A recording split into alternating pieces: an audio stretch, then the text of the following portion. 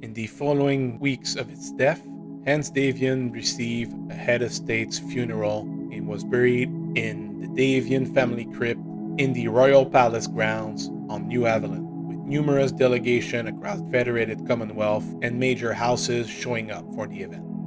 He was survived by his wife Melissa Steiner Davion and their 5 children. His eldest son, Victor Steiner Davion, succeeded him as House Lord for the Davion family and its side of the Federated Commonwealth in the following months. His battlemaster Dana would not be taken by his son Victor on the battlefield, but instead given away as a centerpiece for a war memorial built soon after on the grounds of the New Avalon Institute of Science.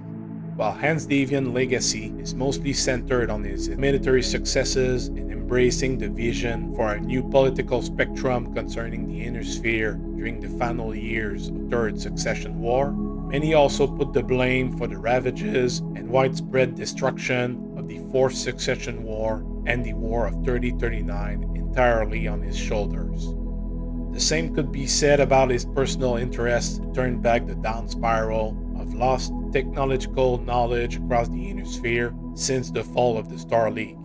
While his founding of the NAIS did help in the recovery of numerous lost techs, which improved the livelihood of numerous people across the human sphere, it also contributed to the development of new weapons, many lost long ago during the Succession Wars era, and the arms race that happened soon after throughout the Renaissance period and beyond. Despite those critics, Hanse Davion is still remembered among the greatest leaders Federated Sons had across its entire history. While his political acumen was seen as unmatched during his time and his unorthodox tactics are well known in numerous essays, it is of note to remember that Hanse himself was a very social and likable individual, making friends easily from people across various social classes or way of living, and gaining the grudging respect from his enemies.